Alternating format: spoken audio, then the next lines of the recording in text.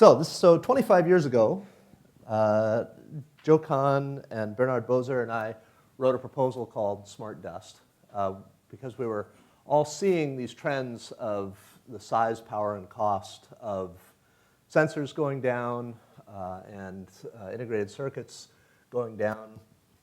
And so then the demands on the power supply was going to go down. And it was a question, where are all these exponentials going to end up? And we said that it would be something like a cubic millimeter. So I'll talk to you a little bit about that, and then these pictures are kind of the outline of the talk. Low power, wireless, and sensor networks. It's a nice picture for sensor networks. SCUM, what I've spent the last decade working on. My students should not let me choose the acronyms for these projects. And then the fun stuff, the micro robots this all came from. So as an assistant professor, I wanted to work on micro robots. And I have been working on micro robots ever since I was a grad student in Corey Hall, where you'll be later this afternoon on the tours. What do you need for a micro robot? Sensing, computation, communication, power, and then motors and mechanisms. And when I first started as a professor, no one was going to fund me to make micro robots because they rightly realized that was decades in the future. But if I stopped talking about the motors and mechanisms and just focused on sensing, computation, communication, and power, that people got excited about. And that was what turned into the Smart Dust proposal that many of you have seen before. The idea was to combine MEMS for optical comms with sensors, a CMOS controller, solar power, and batteries into a 1 cubic millimeter platform. And DARPA did fund that in '97. Al Pisano funded it. Elias Towie was the program manager. And that was 25 years ago. God, how'd that happen?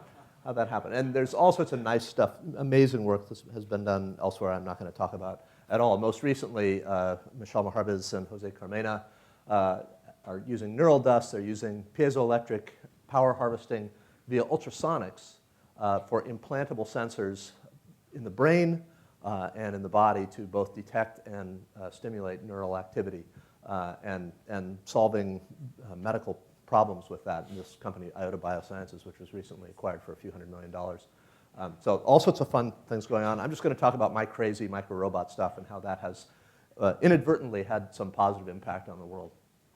So pretty early on, we did demonstrate the 5 cubic millimeter optical communication wireless node, but it was pretty clear that that wasn't going to have any commercial impact, so we wanted to switch from free space optics that could be destroyed by another piece of dust and go to RF. But the challenge was that radios burn a lot of power, and I'm trying to make a cubic millimeter thing. I'm trying to make something that's going to fit on my micro robot.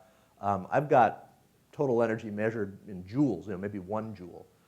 And so if I'm burning a watt like a cell phone, then I get 1 second of communication. That's probably not what I want. So, why is it that these things are power hungry? And you can certainly do much better than a watt. But you've got gigahertz signals, and you need, typical radio front end, you need a low noise amplifier, and then you go into a mixer. That's often an active device as well that mixes that high frequency signal with your local oscillator, also at a gigahertz. And you get the difference between those two frequencies out here, down in the megahertz. Now, megahertz amplifiers you can build, especially these days, for microamps. You can do all kinds of things with a few microamps of current. You filter it, digitize it, put it into a nice fancy digital system, and do clock and data recovery and everything else. But that front end, it's operating at gigahertz, so it's 1,000 times more power. And it's got to be linear, too, because there's loud things in the spectrum, and so it burns a lot of power. So my student Ben Cook started working on trying to reduce the power of this, and I didn't know anything about radio, so I said, why do you need the LNA? Just get rid of it. So he said, okay, I'll get rid of it. So, kind of replace it with a capacitor and a switch, which is basically just the mixer. And it turns out that there are some really beautiful properties of this, that the bandwidth of the RC filter that you have down here ends up being reflected by this nonlinear device back up to RF. And so you get a very good channel selection at 2.4 gigahertz from this very simple architecture. It's also quite linear, it turns out, so there's all sorts of fun things about it. And Ben went off and started passive semiconductor once he got his PhD, worked like a mad dog for 5 years and then sold it to Apple. And that is, in fact, the basis of the radio that's in all of the AirPods that you see people wearing when they walk around. So next time you see somebody with one of those, tell them that their AirPod radio came from work on micro-robots at Berkeley. So Ben made quite a bit of money in that. I got none of it because I was off doing my own startup at the time. I was doing Dust Networks because I was into making mesh networks of sensors, low-power mesh networks, and we crossed the chasm, strangely enough, in the area of industrial process automation. And so we had these, Emerson Process and Pepperl and Fuchs and these big process automation companies like ABB buying our sensors, or our wireless devices and putting them into their sensors. And so, all these, so you've got a flow sensor and, I don't know, there's a control valve, another control valve, pressure sensors, tank level sensors, and so on, temperature sensors, all with antennas on them that now form a wireless mesh network, get back to some wired infrastructure and get into the plant infrastructure. And we showed that we could do this reliably, and in fact, more reliably than wires. That was the fun thing, that wires in process environments break, connectors come off, things like that. The wireless actually ends up being more reliable. We were the first sensors that came back up in the refinery that got inundated by the tsunami in Japan way back when, so that was kind of fun. So, and we're deployed all over the world now. This is the company Dust Networks. We were ultimately purchased by Linear. Linear was purchased by Analog. I stopped consulting for them 4 or 5 years ago, so I don't have anything to do with it anymore, but I'm still happy that this has happened. So here's a sensor. You can see it up there on top with an antenna, and my chip's on the bottom of that, up north of the Arctic Circle. There it is in the Saudi desert. Interesting fun fact there. The first antenna coverings that they had were tasted good to camels. And so we saw the networks going down, and it turned out all the antennas had been bit off by camels, so they had to change that. And out in the middle of the North Sea. So some interesting environments, some hard, tough environments, but we came up with a protocol that lets you do this at very low power. These are battery-operated devices that last for 5 to 10 years on batteries. They have a latency of reporting of on the order of 1 second path through the mesh network, and they have a shared sense of time that's accurate to about a microsecond. So we did a really good job on getting the reliability and connectivity in these networks. Wild one that happened fairly, well, I guess I was still at the company when we were doing selling it, but has now finally become commercialized. GM, all their EVs are going to use wireless sensors for doing the battery monitoring. Like Tesla showed everybody, you got to be really good at monitoring of each individual cell. And that means huge wiring harnesses that have reliability and weight issues. And so it turns out if you go wireless, you solve both of those problems. And some of you may have seen the Super Bowl commercial where LeBron.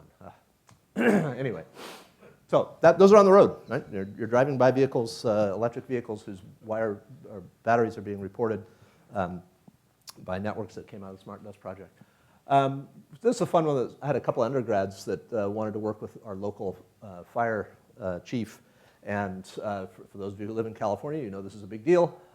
So they took the Analog Devices wireless mesh network and put temperature and humidity sensors on it, and then the fire department put them out in the field, and they lit some prescribed burns. And it was fun to see, as a function of what kind of fire it was.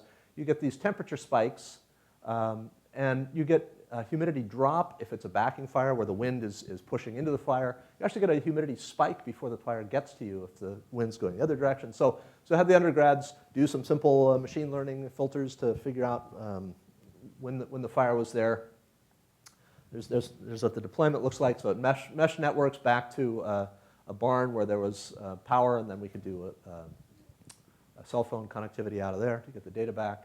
And then they did a fire, and so that data went through the mesh network, through a gateway, and then to a laptop that was running the algorithms that the students had written to distinguish fires from other events like the sun coming up, and things get warm and the humidity goes down and so on. And then that cued the interface to the Planet Dove satellite network, and the next time they passed over, they took an image, sent that back down, and we actually got to see a picture of the smoke from the fire. So my sensors were, that path could have avoided the laptop. We could have gone straight from a sensor through the internet to the satellite queuing system. So that's a fun, we called this Project Long Selfie. So another network, this is on the streets of, I don't know if this is LA or San Francisco, but for parking monitoring. So if you drive around in San Francisco now, there's dynamic signage that tells you where the parking spaces are open. You can actually find out on a web app what the closest open parking space is to your favorite restaurant. But of course, the people who paid for it put it in so that they could run it like a video game and optimize the collections from the meter ticket writers. So this is the actual connectivity diagram between these bumps in every parking space in the city. There were 8,000 of them deployed in Los Angeles. I don't remember how many was in San Francisco, but those 8,000 nodes doing this real-time, low latency mesh network, high reliability mesh network, all 8,000 of them together burn less power than the light bulb in your refrigerator. So again, 2 AA lithium batteries in there, a lifetime of a decade for that mesh network. And it goes through the mesh back to something, either Wi-Fi or cellular, and then to the cloud. And my goal, the reason I created all this, is so that my little micro robots will be able to do the same thing. And so if I can get the size down to where my micro robots can carry it, then in principle, that kind of mesh network could be from a bunch of silicon insects wandering around inside a city. Why? I don't know. I have no idea why. It just gets me excited. So to do that, I have to take the standards that we created in the company and implement them. And so that turned into the OpenWSN software project, Open Wireless Sensor Networks. And that is successful. We have that entire stack. We've got a whole bunch of different hardware platforms that this works on, and there's some commercial deployments now in agriculture using the OpenWSN stack, and probably others that we don't know about. The problem is the hardware that I can get, right? This is approximately to scale. My little bug is not going to be able to carry one of these things around with it. So I had to do something about that. I had to try to reduce the mass of all of this stuff. And that started the single chip micro mote project, or SCUM. And I did not want to make just a small radio chip with a finite state machine next to it to control my robot, right? I want a platform that I can use that uses standards that are going to evolve over time, that uses this OpenWSN software that people are going to continue writing in over time, that will allow the software people to build on a full stack instead of just doing a one-off kind of custom thing. So also would like to do wafer scale integration. So I'd like to not only, if I'm going to put all the electronics on this thing, I'd also like to print the batteries and the solar cells as well, and so that when you dice it up, the individual chips that you get are fully functional. You put them in the sunlight, and they will start talking to each other. They may start communicating in the glow from the plasma in the final metal etch. That's the dream. So some specs on the radio. It's a platform. I need to use it. It's not just, hey, I did it, publish the paper, and move on. And so the fun part is it pretty much works. Right? We still need external power. I'll show you some battery stuff. Still need an external antenna if you want to go more than a couple of meters. And we did not put in the time to reduce the sleep current. This is a well-known thing, how to do this, and lots of chips do this. I've done this a couple of times, but it's just in a university environment, it's just too hard to do that. It'll happen over time. So what do I mean by single chip? There's tons of single chips out there that have a microprocessor and a radio on them, right? But all of them have a bunch of crystals, they've got bypass capacitors, they've got matching networks, they blah, blah, blah. There's all this stuff that's actually more expensive than the chip itself.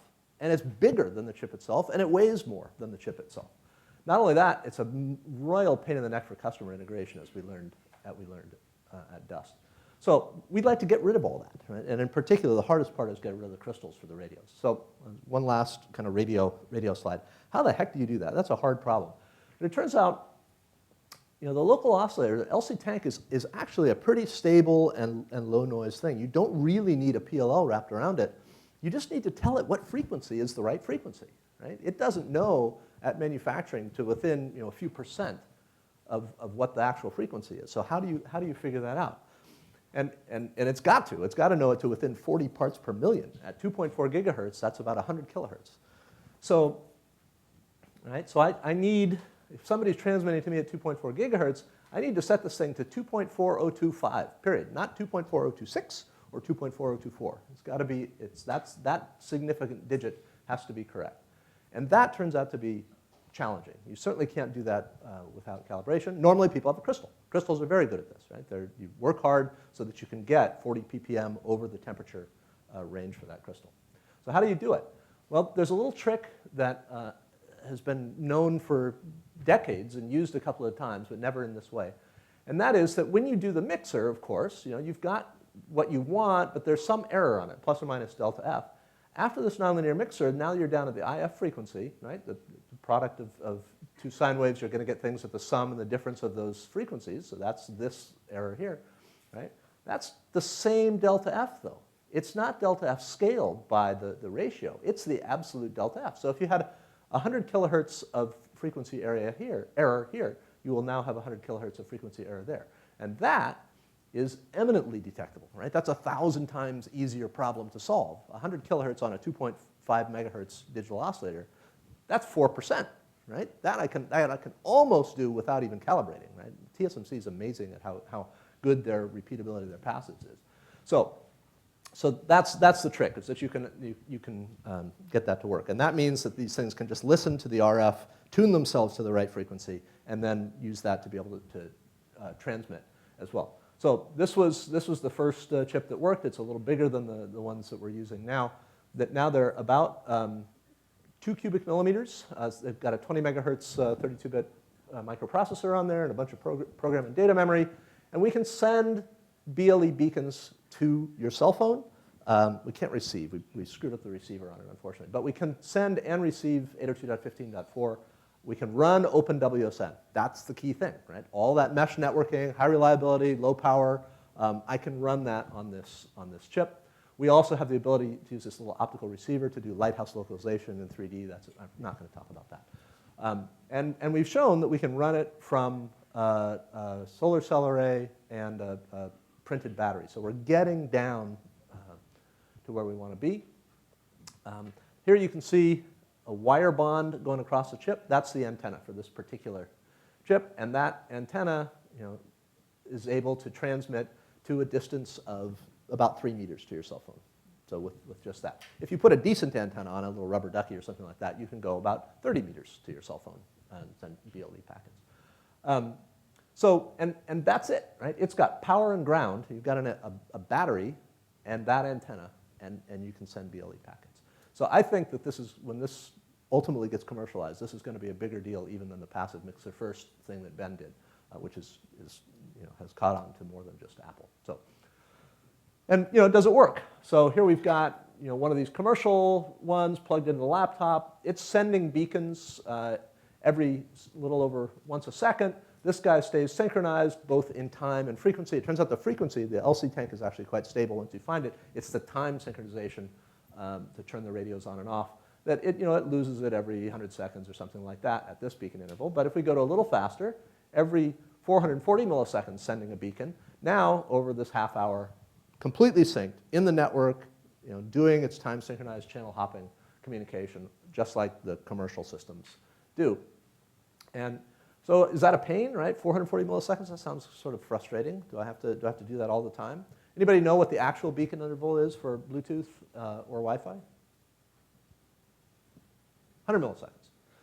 So 4.5 times faster than what we actually need. So no problem, right? Our bodies right now are being penetrated continuously with RF packets. Right? They're going through us all the time, hundreds of them per second typically in a room like this. So there's plenty of RF out there to use to calibrate your software.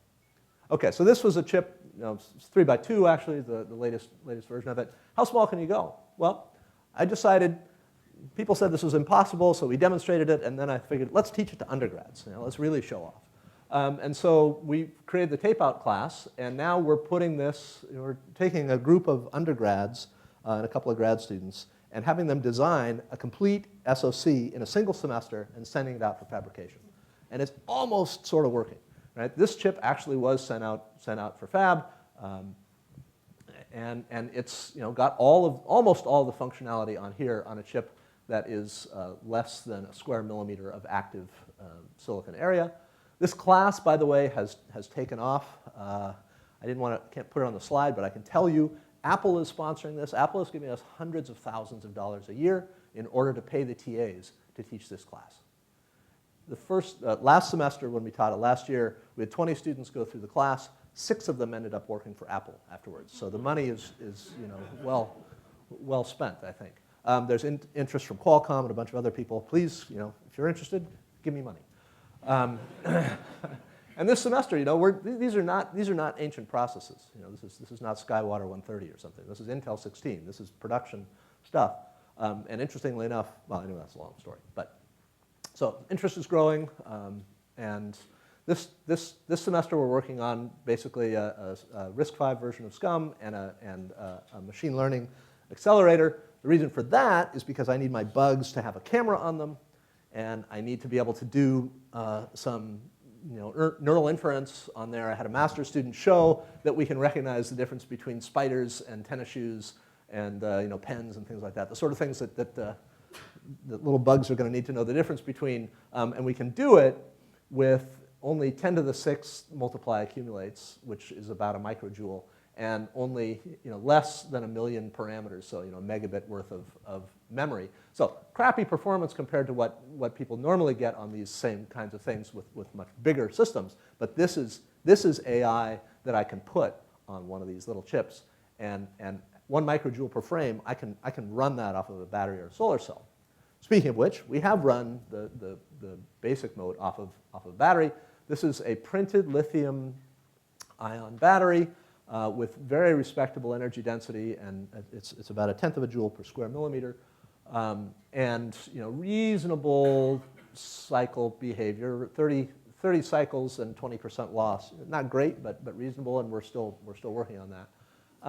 And the fun thing is this is SCUM running off of this 5x5 millimeter battery over a period of 10 hours. We've now increased that up to 17 hours. But so we can run overnight. If we've got a solar array to charge, then then we can in principle have this go for years on environmental energy.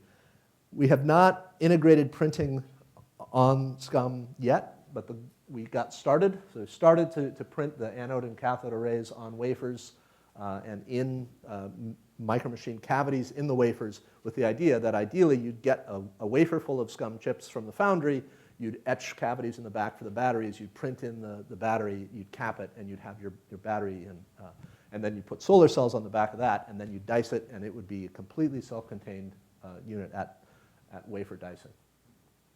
So we're not there yet, but we're making progress finally. But the fun thing is to combine this with MEMS and motors and actually make micro robots. So there's this 3x2 millimeter SCUM chip. This is ZAPI2, a collaboration with Jason Stouth at Dartmouth. There's 200 solar cells on that little chip.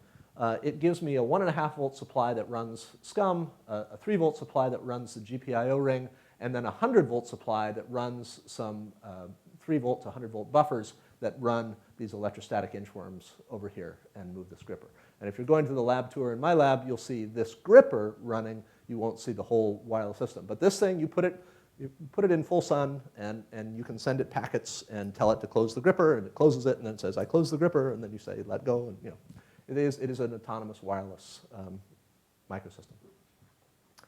And the holes over here, you might notice, are about the same size as these 2 chips. Because the thing that we really want to do, and this is just a rendering, right? We want to put SCUM inside that hole and ZAPI inside that one, and use the SOI fingers to make the electrical contacts, so that I don't have to do wire bonds and all that stuff.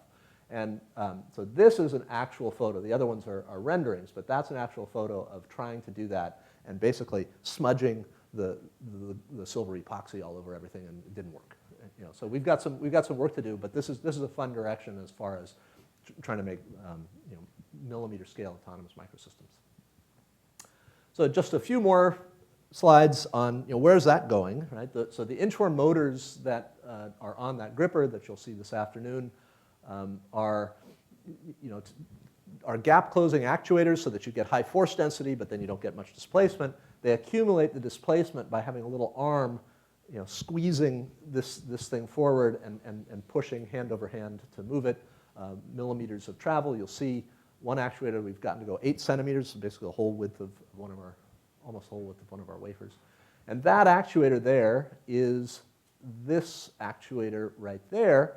There's its friend. That is a 2 degree of freedom leg run by these 2 motors. There's 3 more on this side and 3 on the other side. So it's a hexapod, 6 legs, 12 motors, and externally driven right now. This is an even crazier idea. Here you see some corona wires etched out of silicon above 4 grids. They're collection grids, also SOI grids. And when you put 1,500 volts between the corona wire and the grid, you ionize the air, and you climb up your own ion trail. It's a beautiful, beautiful phenomenon physically. And it's just uncanny. These things have no moving parts, but they fly. Here's the final version of the same structure. Now it's got an IMU, a 9-axis IMU on it, external wiring and external power. But using the 4 thrusters, you get torque about both axes, and we can use the information coming from the IMU to stabilize the roll and the pitch axis. And yaw, it turns out, you can get to with non-Honoma control. So and existing demonstrated MEMS or printed batteries should allow this thing to fly for about 5 minutes at a time. How many hops can you keep the TX frequency locked for? So the TX frequency, if you're at a constant temperature, it stays pretty stable.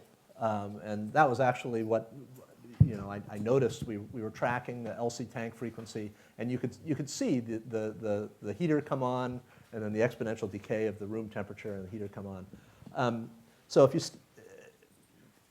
So it's really a question of how long does it take the room temperature to change by about 1 degree centigrade. And relative to a 10 hertz beacon rate, it's not changing very fast. We've actually, that paper that I showed the data from, took a hairdryer and would put the hairdryer on the chip and then move it away, put the hairdryer on the chip and move it away, and see 50 centigrade excursions on temperature still staying in the network rock solid. So I don't know if that was your question. Is that what you meant by how many hops? Well, how many motes can you go to extending? Okay, so that we have not tested yet, but in principle, I mean, we have a lot of data on that when you have crystals, and so we understand the math pretty well on that. And so in principle, the entire network will drift with the gateway node that's kind of setting the drumbeat. Maybe that's got a crystal in it, maybe it doesn't. It doesn't really matter. The whole network will move up and down with that. And it should really be able to, and I don't know what the limits are. I mean, tens of hops for sure. Okay, let's give Professor Pister another hand.